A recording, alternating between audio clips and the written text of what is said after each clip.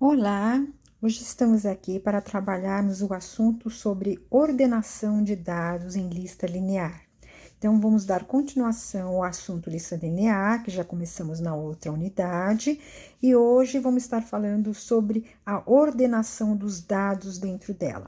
Então, falaremos hoje a parte 1 e na semana que vem continuaremos com a parte 2. Então, revisando, né, nosso conceito sobre a lista linear é um conjunto de dados agrupados, né, numa sequência lógica, ou seja, um está após o outro, e nessa lista a gente permite que a gente possa inserir um elemento ou excluir um elemento desse conjunto, tanto no começo, como no meio, como no fim do conjunto. Tá bom? Então, é a característica, né, padrão da lista. E vimos também que para implementarmos na forma linear, a gente utilizava um espaço físico vetor, né? Onde a gente sabe que no vetor a gente tem em bytes contínuos, né? A possibilidade de armazenar os valores, por isso que ele fica numa forma linear. Então, nesse espaço físico vetor, a gente implementa as características da nossa lista. Então, nós começamos da posição 0 até uma posição final dentro desse espaço vetor. E essa posição final, né, onde está dizendo onde está o último elemento da lista armazenado no vetor, fica colocado nessa variável que a gente utilizou com o nome de último, tá bom? Então, essa última era uma variável inteira que tinha o número da última posição preenchida no vetor com o último elemento lá dentro. Então, toda vez que a gente inseria, o último ia mais para frente, toda vez que a gente excluía, o último vinha uma posição para trás. Bom, então isso foi o que a gente viu até agora e nós trabalhamos algumas funções em cima disso: inserir, remover, atualizar, listar, fizemos várias coisas. Então, hoje vamos estar dando continuação, mas falando da ordenação, ou seja, colocar em ordem os elementos que estão armazenados nessa lista. Então, uma lista linear está ordenada, né? Se ela tiver N elementos, onde eu tenho um elemento A1, um elemento A2, até um elemento AN, e os elementos estão numa seguinte ordem. A lista estaria em ordem crescente se o elemento A1, que é o primeiro da lista, for menor que o A2 menor que o A3, o A3 menor que o A4, e assim por diante, até que um AN-1 seja menor que um AN. Aqui nós colocamos até menor ou igual, porque às vezes a gente tem a possibilidade de, na lista, deixar com que existam valores repetidos. Então, eles estariam um após o outro, né? Por isso que a gente fala que ele poderia ser A1 menor ou igual ao A2 e assim por diante. E numa ordem decrescente, nós teríamos ao contrário. Ou seja, o primeiro elemento é que vai ser o maior de todos. Então, o elemento que está na posição, né, que a gente seria o elemento A1, seria maior ou igual ao elemento A2, o A2 maior ou igual ao A3, e assim por diante, até que o AN-1 seja maior ou igual que o elemento AN. Então, na ordem crescente, o menor elemento está na primeira posição, o maior está na última. Na decrescente, o maior está na primeira posição, o menor na última. Bom? Então, para trabalharmos a ideia da ordenação, a gente pode fazer de duas maneiras, né? Uma seria no momento que a gente está inserindo, ou seja, na própria função inserir, toda vez que eu inserir um elemento, em vez de eu perguntar para o usuário em que posição ele quer que esse valor seja armazenado, a gente compara aquele valor com todos os outros valores que já estão na lista e procura um local para ele ser inserido. Então, por exemplo, se eu chegar à conclusão que este novo valor é menor que todos os que estão lá dentro, ele vai ser inserido na primeira posição. Então, todo mundo vai chegar para lá para ele ficar na posição 0 no vetor. Se ele for maior que todos os elementos que já estão lá, ele vai para a última posição, né? Vai ganhar uma posição nova lá no vetor, lá no finzinho dela, né? Finzinho do vetor, não, no finzinho da lista, e esse valor vai ficar lá. E se ele estiver com um valor intermediário aos valores que já estão lá dentro, ele vai ganhar uma posição, né? Com que quem ficar antes dele seja menor que ele e ele seja menor que o próximo, para ele poder caber ali dentro. Então, a gente teria que fazer o deslocamento de todos os valores para ele ser inserido naquela posição escolhida. Então, dá para fazer isso porque a lista permite inserção em qualquer ponto. Bom, não é com toda a estrutura que permite isso daí.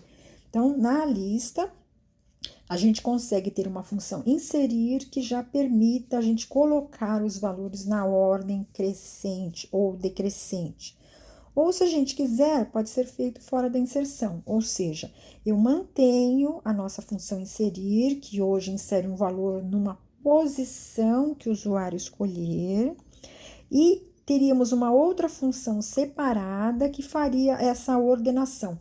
Ou seja, poderíamos ter uma função que ordene na ordem crescente e uma outra que ordene na ordem decrescente. Bom, então pegaria esses valores e ordenaria eles para ficarem bonitinhos. Então, são duas ideias que a gente pode trabalhar na lista.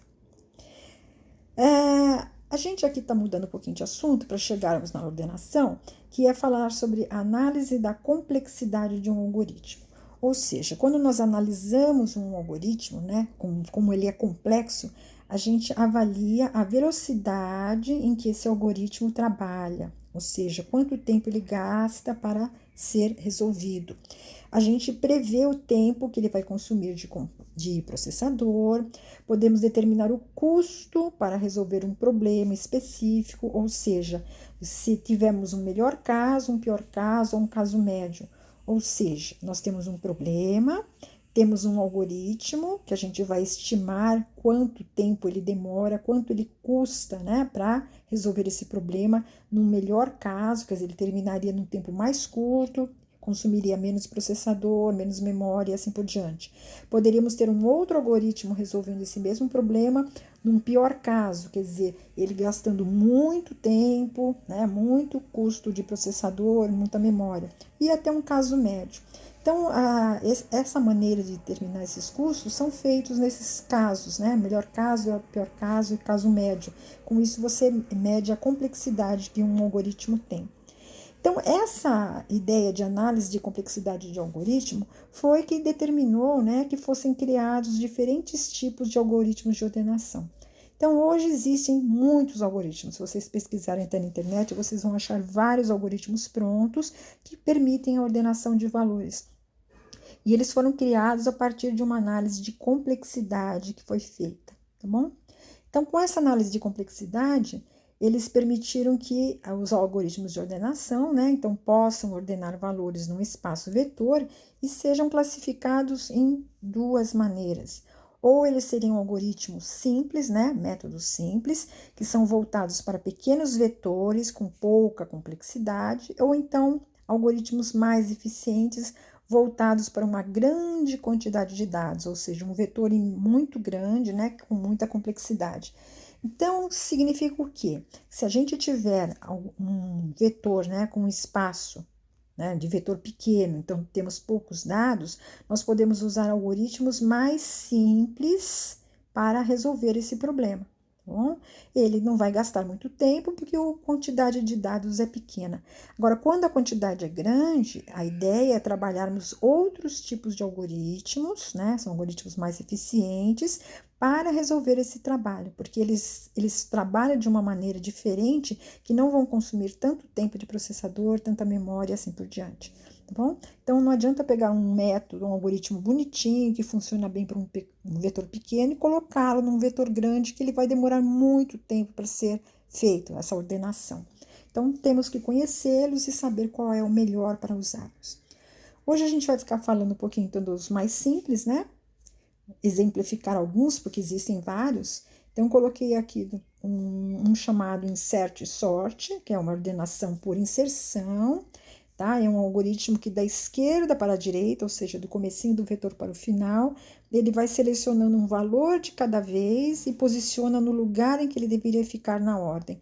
Então, ele vai comparando, pega um valor, vai comparando com todos os outros e determina em que posição que ele tem que ficar dentro daquele vetor. Aí vai lá e coloca ele lá, insere ele lá.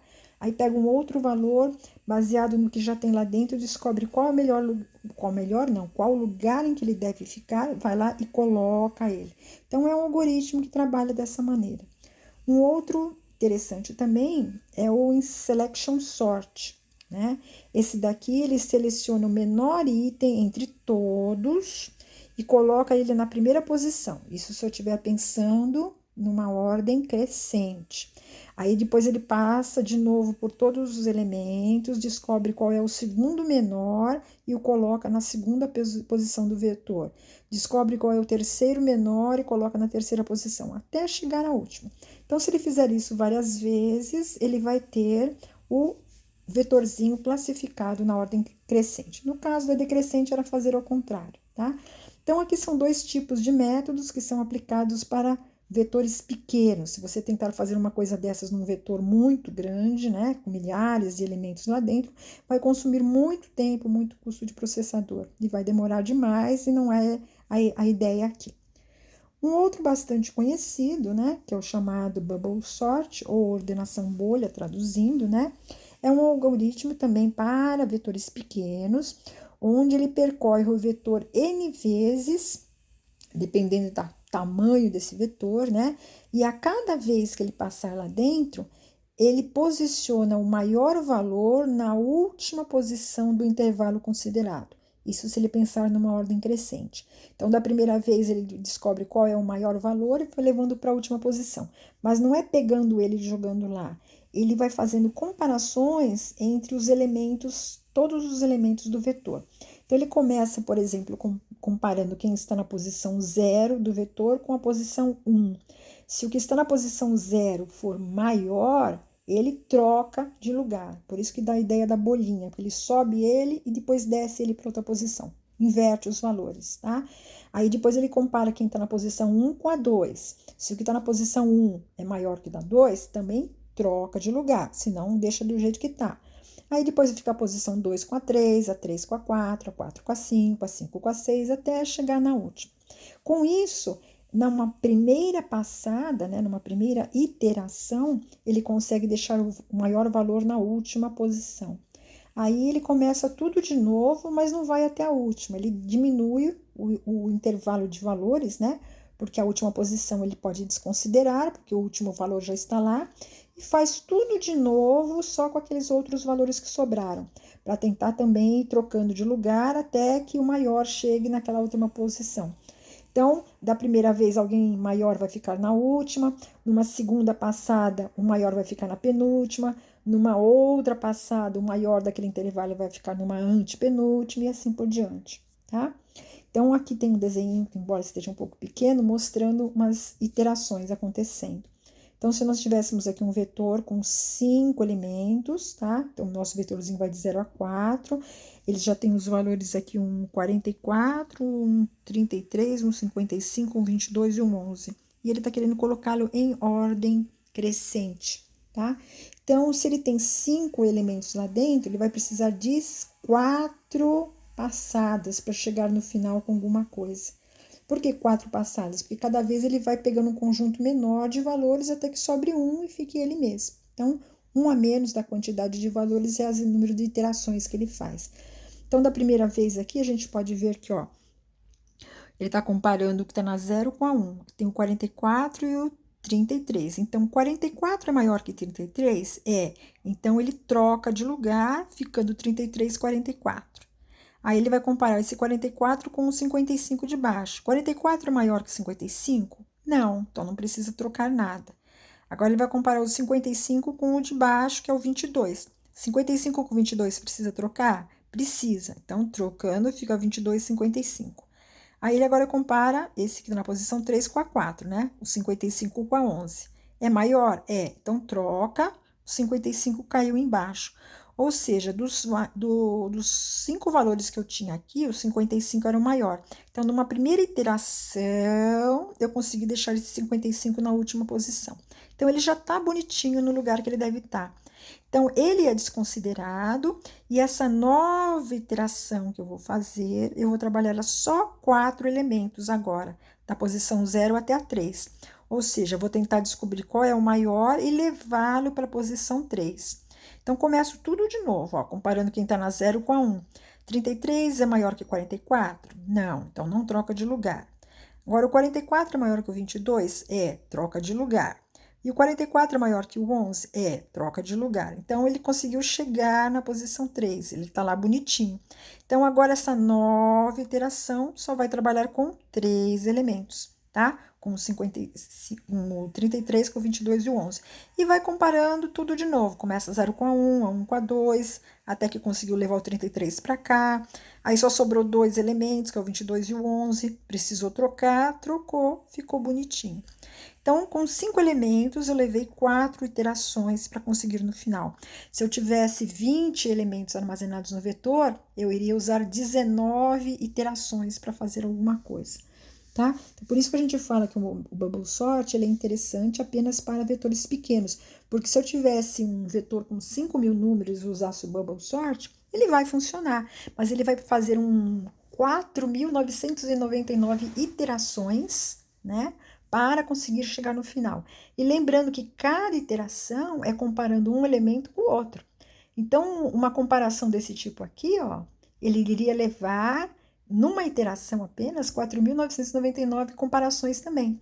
Numa outra, 4.998, 4.997, até na iteração mais baixa chegar no último final.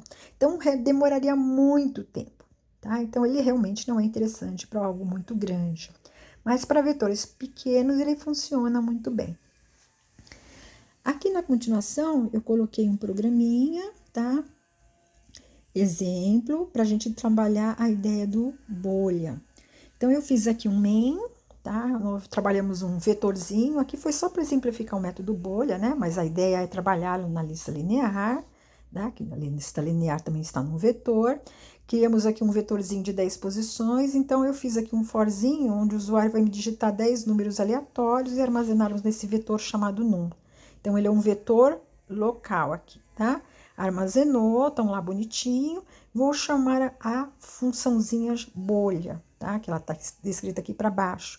A bolha, então, eu vou mandar para ela 2 parâmetros, ou seja, vou mandar qual é o vetor. Então, eu coloquei apenas o nome do vetor num. Então, lembrando que quando a gente manda vetor como parâmetro, a gente está mandando o endereço desse vetor. E a função que recebe esse endereço pode vir no vetor original e alterá-lo da maneira que quiser, tá bom? Então, vetores trabalham desse jeito. E mandei também o número 10, ou seja, estou mandando o tamanho que é esse vetor. Por quê? Porque a minha funçãozinha bolha, ela serve para qualquer vetor de qualquer tamanho, por isso que eu mando o tamanho dele também. Quando eu voltar de lá, eu fiz um forzinho aqui para mostrar no vídeo como está esse meu vetor agora após a classificação, tá? Então, como funciona o nosso vetorzinho bolha?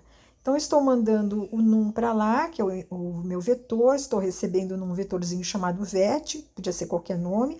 Aqui eu poderia ter trabalhado com uma variável ponteiro para receber esse endereço, ou ter criado um outro vetorzinho vazio, que é apenas para eu ter um lugar para colocar o endereço de memória dele. E esse 10 aqui caiu na variável chamada tamanho, tá? Que eu vou trabalhar aqui dentro. Ou seja, essa minha funçãozinha bolha, ela recebe endereço de qualquer vetor e qualquer tamanho e trabalha normalmente, tá? Aqui ela está criando 3 variáveis dela, mais 3, né? Além do vetor e dessa tamanho, ela criou a i, a j e a aux, que ela vai trabalhar aqui dentro. E vamos começar alguma coisa. Então, ela começa com for, né, onde ela trabalha a variável i. Então, a ideia aqui, a i é quantas vezes eu vou trabalhar, ou seja, quantas iterações. Então, lembra que a gente falou no exemplo lá atrás? Tínhamos 5 elementos, então eu ia dar 4 iterações. Nesse aqui, como nós temos 10, nós vamos trabalhar 9 iterações. Então, meu i é inicializado de tamanho menos 1, tá? O tamanho tá com o número 10, ele vai ficar 10 menos 1 vai dar 9. Então, meu i vai começar de 9. Eu vou fazer enquanto i for maior ou igual a 1 e i menos menos. Eu vou reduzindo o tamanho, né, que eu tenho na minha variável i. Dentro desse for, eu vou começar um outro for. Então, meu for vermelhinho, abriu a chave dele e comecei um for verde aqui, tá? Coloquei de cor diferente para a gente enxergar um for dentro de outro for. Ou seja, o for de fora me diz a iteração, o for de dentro é que me diz aquela ideia de ficar comparando os valores para ver se troca ou não troca de lugar, tá? Então, aqui no de dentro eu uso j, né, a outra variávelzinha j, que começa de 0 e vai até i, tá? Porque o i é que me determina o tamanho, né, que eu tenho lá dentro, e o número de iterações também. Então, na nossa primeira vez aqui, como I começou de 9, eu vou fazer enquanto J for menor que 9, J mais, tá? Aqui dentro do for verde, então abrir a chavinha verde, vai ter o tal do if que compara alguém com alguém. Então, eu vou lá nesse meu vet, que é o vetor que tem o endereço do original, do num, e vou comparar o que está na posição J com o que está na posição J mais 1, tá? Então, lembrando que J começou com 0, então estou comparando se o que está na posição 0 é maior do que está na posição 0 mais 1, 1, tá? Então, o que está na posição 0 é maior do que está na posição 1. Se for verdadeiro, esse if, a gente vai fazer o quê? Fazer a troca, né? Ou seja, trabalhando 3 comandinhos. Então, aqui eu estaria fazendo o quê? Eu não posso simplesmente pegar um valor, jogar na outra e da outra jogar para trás. Por quê? Porque eu perco o valor, né? Então, a gente tem que salvar temporariamente alguém. Então, eu peguei o que estava na posição J, que seria da posição 0, salvei na posição A, no variávelzinha chamada AUX.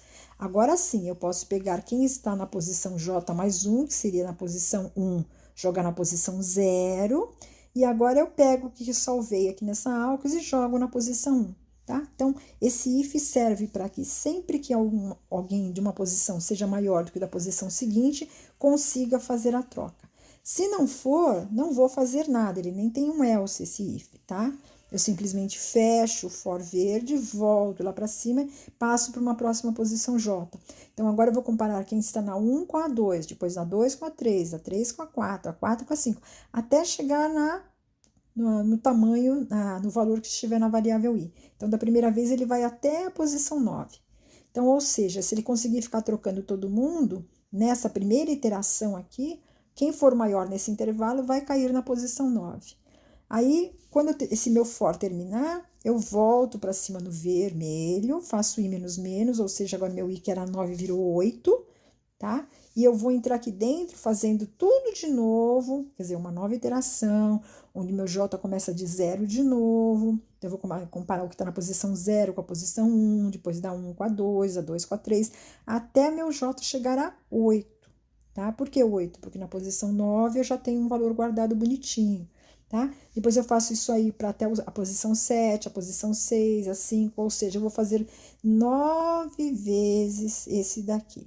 Tá? Então, ele vai ficar fazendo essas comparações. Ele leva um tempinho, né? Porque, na verdade, eu tenho um for dentro de for e executado várias vezes. Mas, no final, quando esse meu for vermelho terminar, o meu vetor, né? Voltando para trás, poderia ser mostrado e ver que ele está arrumado bonitinho, tá? Então, este é um programinha exemplo, onde a gente tem a funçãozinha bolha padrão, o algoritmo padrão do Bubble Sort. No caso aqui, ele recebendo o vetor ou não. Se aqui, no caso, nós estamos trabalhando a ideia da crescente. Se fosse decrescente, teríamos que mudar apenas aqui na parte do if, onde compara.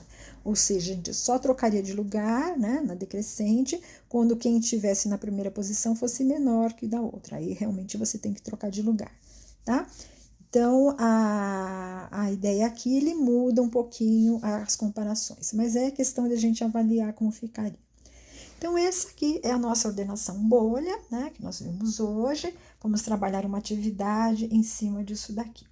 Outra coisa que eu queria comentar com vocês é que eu fiz um programinha, fiz um outro vídeo também, onde temos o teste de mesa funcionando este vetor, essa funçãozinha de bolha. Tá? Como ela é um pouquinho mais chata da gente ver, eu peguei aquele exemplinho de trás, lá onde tem aqueles 5 números, e eu fiz um teste de mesa para a gente entender o funcionamento, tá, deste algoritmo do Bubble Sort. Então, vejam também este vídeo, depois desse que vocês estão vendo agora, para entender direitinho como funciona a funçãozinha do Bubble Sort, a nossa funçãozinha bolha. Tudo bem? E vamos ficando por aqui. Na próxima semana continuaremos a partir daqui numa ordenação, né? Uma parte 2. Muito obrigada.